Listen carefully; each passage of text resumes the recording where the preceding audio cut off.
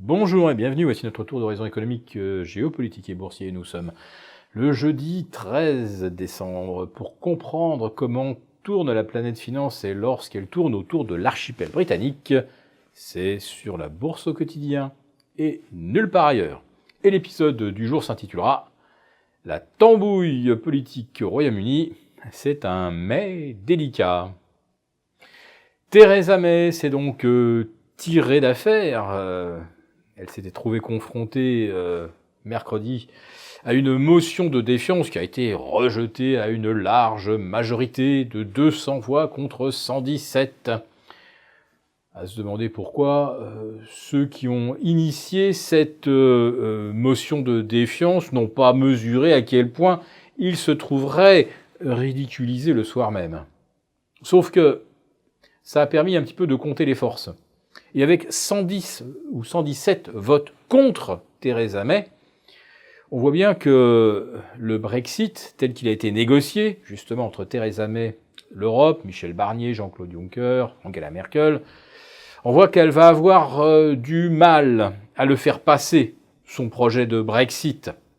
Sauf si, en se donnant encore un petit peu de temps, elle arrive à renégocier des aménagements concernant le statut de l'Irlande du Nord. Car là, vraiment, je comprends nos auditeurs, c'est une véritable prise de tête. Alors, je vais essayer de vous le résumer assez simplement. Dans la mouture du Brexit qui vient d'être négociée, l'Irlande du Nord continuerait de bénéficier de tous les avantages douaniers avec l'Europe. En fait, c'est comme si l'Irlande du Nord était comme l'Irlande, la République d'Irlande, c'est-à-dire membre de l'Union européenne, car il était impossible, inconcevable, de rétablir une frontière physique entre l'Irlande du Nord et la République d'Irlande.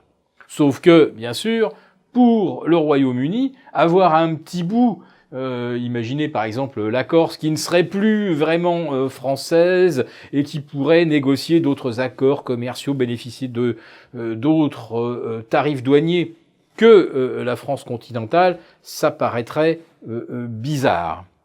Mais finalement, on s'est dit qu'il valait peut-être mieux que l'Irlande du Nord soit un petit peu comme une Guyane ou une Nouvelle-Calédonie, c'est-à-dire une sorte de souveraineté plus ou moins rapprochée de la France, qui ne serait pas complètement non plus indépendante. Enfin bref, pour des unionistes, c'est quelque chose d'assez inconcevable.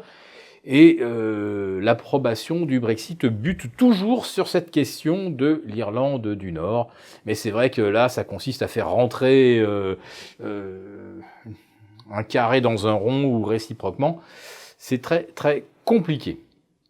Alors, la première conséquence du vote et du maintien de Theresa May à son poste de Premier ministre, c'est la nette remontée de la livre sterling. Peut-être a-t-elle touché effectivement un plancher de long terme aux alentours des 1,25-50. Aujourd'hui, elle s'échange au-delà des 1,26-50. C'est peut-être là une petite opportunité pour ceux qui aiment bien spéculer un petit peu sur les changes. On a une reprise en V de la livre sterling et elle n'est peut-être pas terminée. Alors, est-ce que ça peut perturber l'euro ? En fait, pas vraiment. On a actuellement un euro à 1,1350. Graphiquement, il est un petit peu in the middle of nowhere. Alors, à 1,1250, c'est le support. 1,1450, c'est la résistance. 1,13,5, on ne sait pas trop quoi décider. Quant à la Bourse de Paris, eh bien, elle a bien tenté de capitaliser sur le rebond des dernières 48 heures. Et puis, ça bloque à 4925. Ce n'est pas un hasard. D'ailleurs, j'explique la situation très en détail dans mon point hebdomadaire de la lettre confidentielle. Oui, le CAC 40 à 4925, ça a une vraie signification. Alors, sans tout dévoiler, ce qu'on peut dire, c'est que c'est un point de bascule et qu'il est peut-être un petit peu dangereux de se laisser embarquer dans le mouvement de reprise qui s'est dessiné il y a 48 heures, si on ne parvient pas à franchir par exemple les 4940. Pourtant, le rallye de fin d'année, on devrait finir par l'avoir. Il reste quoi maintenant? 8 séances avant celle du 21 décembre, la séance des 4 sorcières. Autrement dit, il ne reste vraiment pas beaucoup de temps. Mais est-ce que, en l'espace de 10 jours, on va pouvoir ramener le CAC 40 de -8 à 0 et le DAX de -15 à l'équilibre? La réponse semble évidente. On n'y arrivera pas, alors pourquoi faire des efforts démesurés pour tirer des indices quand ça veut pas? Et quand ça veut pas, vraiment, ça veut pas.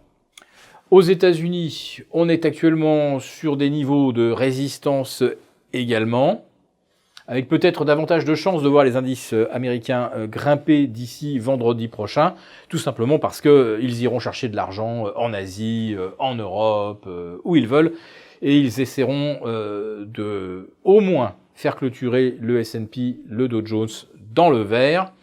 Quant au Nasdaq, eh bien lui, il n'est pas exclu qu'on arrive à le retirer de façon à ce qu'il gagne environ 10%. Voilà. Donc si vous avez des valeurs techno, à mon avis, conservez-les un tout petit peu.